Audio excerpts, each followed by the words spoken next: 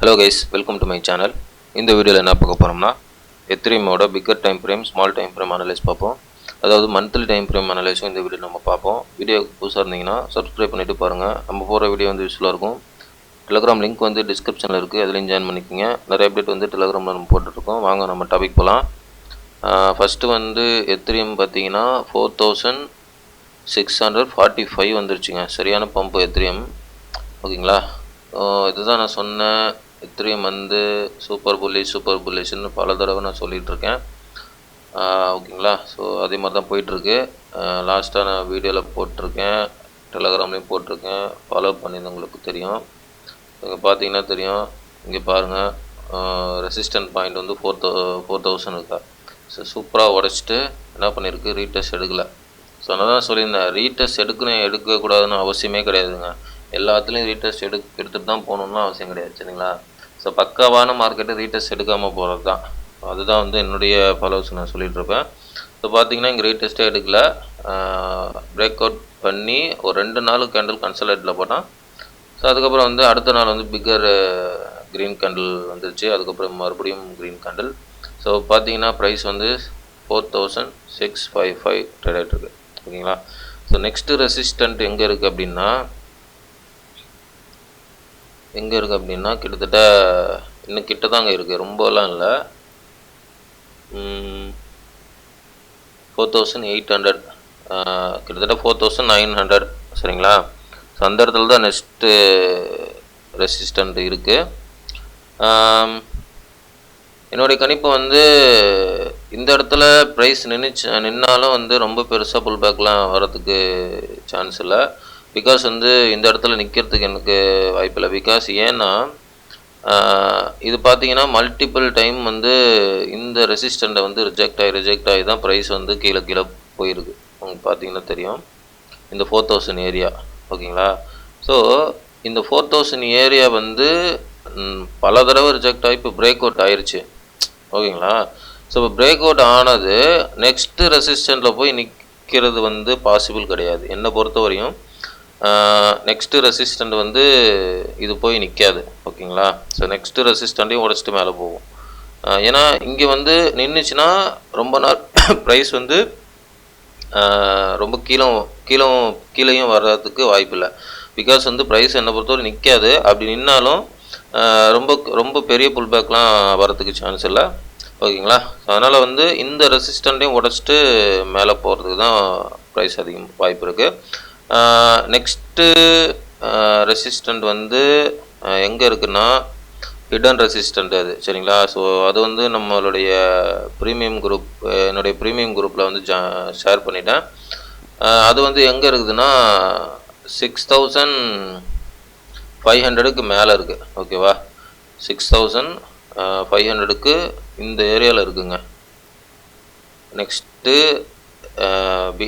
எத்ரீம் வந்து stop selling வந்து first selling வர்றது வந்து இந்த ஏரியாவில் இருக்குது, ஓகேங்களா. ஸோ 6500 ஏரியாவில் இருக்குது.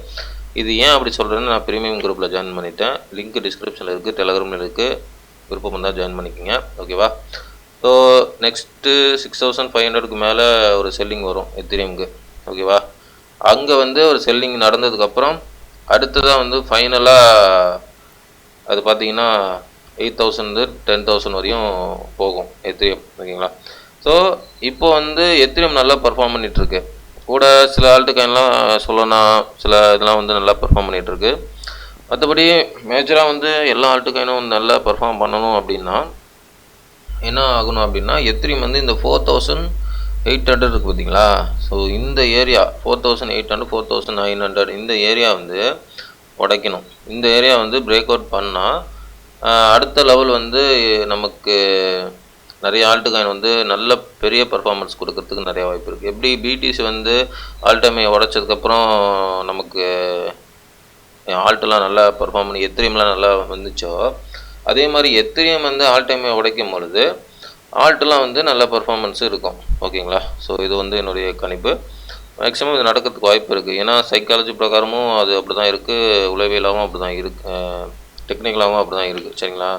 அதனால தான் நான் சொல்ல வரேன். ஓகே, இது வந்து ஸ்மால் டைம் ஃப்ரேமு. ஓகேங்களா. ஸோ என்னுடைய கணிப்பு வந்து பிக்கர் டைம் 6500 வந்து ஒரு செல்லிங் பாயிண்ட் இருக்குது எத்திரியமுக்கு. ஓகேவா. 6500 to 7000 அதுக்குள்ளே வந்து ஒரு செல்லிங் பாயிண்ட்டு எத்திரியமுக்கு இருக்குது.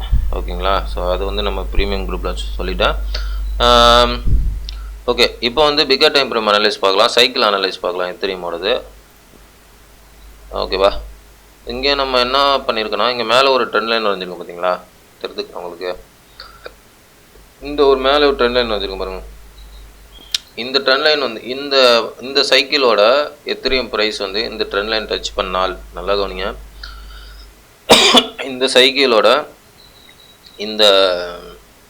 இந்த சைக்கிளோட எத்திரியம் ப்ரைஸ் வந்து எண்டு வந்து இந்த ட்ரெண்ட் லைன் டச் பண்ணா அப்படின்னா, இந்த ட்ரெண்ட் லைனோட ஆவரேஜ் ப்ரைஸ் வந்து இந்த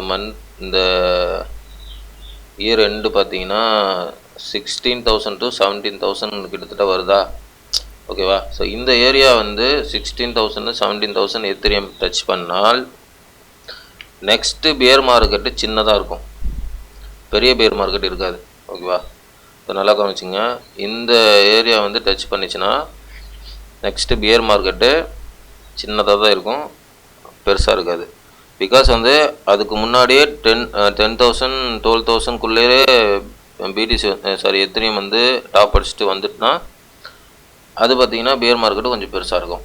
ஸோ இதுதான் வந்து சைக்காலஜிக்கல் உளவியலாக அங்கே இருக்குது.